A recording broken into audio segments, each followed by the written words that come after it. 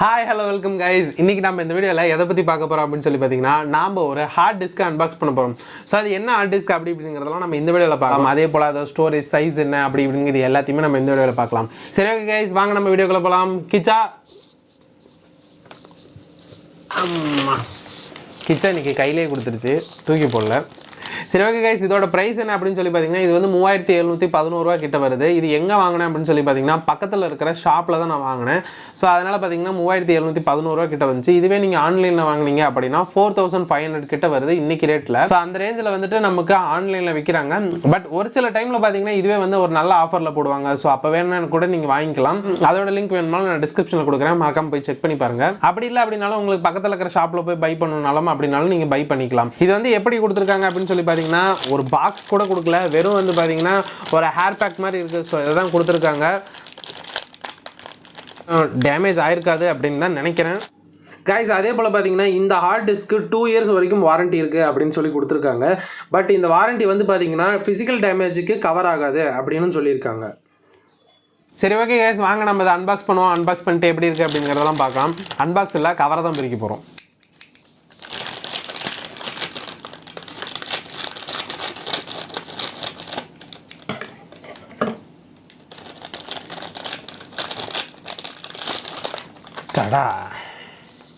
Guys அதுக்கு அடுத்து பாத்தீங்கன்னா இதுல எந்த ஒரு யூசர் கைடு எதுவுமே இல்ல, வெறும் அந்த ஹார்ட் டிஸ்க் அந்த ஒரு கவர் அது ரெண்டு மட்டும் தான் கொடுத்திருக்காங்க. அதுக்கு அடுத்து பாத்தீங்கன்னா இதுல ஒரு ரெண்டு வேரியன்ட் இருக்கு.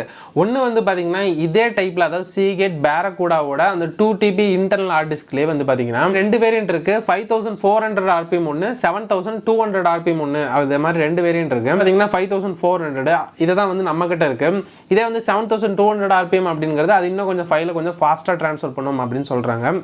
ஏன் அப்படின்னு பாத்தீங்கன்னா இதோட உள்ள ஒரு சிடி மாதிரி இருக்கும், ஒரு காம்பாக்ட் டிஸ்க் மாதிரி, ஒரு குட்டி டிஸ்க் மாதிரி இருக்கும். ஸோ அந்த டிஸ்க் வந்து அந்த ரொட்டேட் ஆக தான் இது ஃபைலை வந்து அதை ட்ரான்ஸ்ஃபர் பண்ணும். ஸோ அது எவ்வளோ ஃபாஸ்ட்டாக ரொட்டேட் ஆகுதோ அதை பொறுத்து தான் வந்து இதோட ஸ்பீடு இருக்கும் அப்படின்னு சொல்லுவாங்க. ஸோ இது வந்து 5400 rpmல வந்து ரொட்டேட் ஆகும்.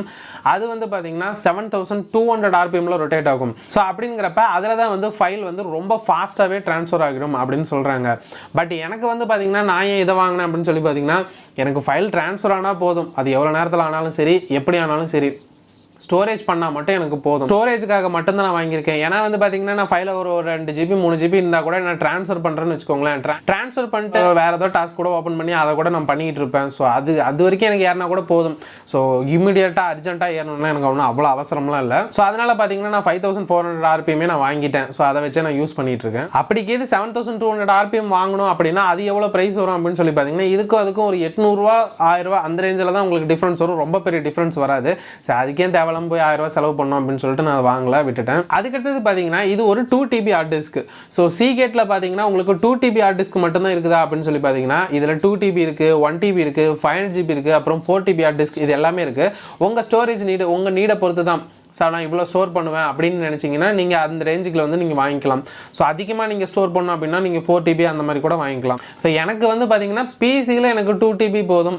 மற்றபடி பார்த்தீங்கன்னா எக்ஸ்டர்னல் ஹார்ட் டிஸ்க் தான் வாங்க போகிறேன். ஸோ எக்ஸ்டர்னல் ஹார்ட் டிஸ்கில் நம்ம அதில் வந்து அதிகமாக இன்வெஸ்ட் பண்ணிக்கலாம். ஸோ இதில் வந்து எனக்கு 2tb போதும் அப்படின்னு சொல்லிட்டு தான், அதுவும் ஃபைல் ட்ரான்ஸ்ஃபர் அப்படிங்கிறது ஸ்லோவாக இருந்தாலும் பிரச்சனை இல்லை அப்படின்னு சொல்லிட்டு தான் நான் இந்த 5400 rpm இருக்கிற இந்த 2tb ஹார்ட் டிஸ்க்கை நான் வாங்கியிருக்கேன். சரி ஓகே गाइस, இப்போ வந்து பார்த்தீங்கன்னா இதில் மேலே என்னென்னலாம் கொடுத்துருக்காங்க அப்படின்னு சொல்லி பார்த்துக்கலாம். ஃபஸ்ட்டு வந்து பார்த்தீங்கன்னா ஒரு ஸ்டீல் பிளேட் மாதிரி கொடுத்துருக்காங்க. ரொம்பவே நீட்டாக கொடுத்துருக்காங்க. ஸோ இதில் எந்த ஒரு டேமேஜும் இல்லை, பக்காவாக இருக்குது. உங்களுக்கு தெரியும்னு நினைக்கிறேன், எந்த ஒரு டேமேஜும் இல்லை. ஸோ ஃப்ரண்ட்லேயே வந்து பார்த்தீங்கன்னா Seagate Barracuda அப்படின்னு சொல்லி கொடுத்துருக்காங்க. அதுக்கடுத்து பார்த்தீங்கன்னா 2tb அப்படின்னு சொல்லி அந்த ஹார்ட் டிஸ்கோட சைஸை மென்ஷன் பண்ணியிருக்காங்க. அதுக்கப்புறம் நம்ம பின்னாடி திருப்பி பார்த்தோம் அப்படின்னா இங்கே தான் டிஸ்க் இருக்கும். ஸோ இந்த டிஸ்க் வந்து இங்கே தான் ரொட்டேட் ஆகும். இங்கே ரொட்டேட் ஆகிறப்ப தான் நம்மளுக்கு ஃபைல் ட்ரான்ஸ்ஃபர் ஆகும். இதில் வந்து பார்த்தீங்கன்னா ரெண்டு இருக்கு. ஒன்று வந்து பார்த்தீங்கன்னா டேட்டா ட்ரான்ஸ்ஃபருக்கு, அதாவது ஃபைலை வந்து நம்மளுக்கு இது வழியாக தான் ட்ரான்ஸ்ஃபர் பண்ணும். இன்னொன்று பார்த்தீங்கன்னா நம்மளுக்கு இது சாட்டா கேபிள் கனெக்ட் பண்ணிக்குவோம். ஸோ அதில் அந்த சாட்டா போர்ட் கனெக்ட் பண்ணிட்டோம் அப்படின்னா நம்மளுக்கு வந்து அதில் இருந்தால் பவர் சப்ளை வரும். ஸோ அவ்வளோ கைஸ் இதுல இருக்கிறது. சோ இது அதுக்கடுத்து பாத்தீங்கன்னா நிறைய பேர் சொல்லுவாங்க ஹார்ட் டிஸ்க் அப்படினாவே ரொம்ப ஸ்லோவா தான் இருக்கும், SSD தான் ரொம்ப ஃபாஸ்டா இருக்கும் அப்படி இப்படின்னு சொல்லுவாங்க. சோ ஹார்ட் டிஸ்கை பொறுத்த வரைக்கும் அது எப்படி வந்து ஃபைலை ட்ரான்ஸ்ஃபர் பண்ணும் அப்படின்னு சொல்லி பாத்தீங்கன்னா இது வந்து நான் முன்ன சொன்ன மாதிரி உள்ள இருக்கிற அந்த டிஸ்க் ரொட்டேட் ஆகி தான், அதாவது 5400 rpm அப்படி வந்து ரொட்டேட் ஆகி தான் வந்து ஃபைலை ட்ரான்ஸ்ஃபர் பண்ணும். ஸோ அது வந்து பாத்தீங்கன்னா மெக்கானிக்கலாக மூவ் ஆகுது.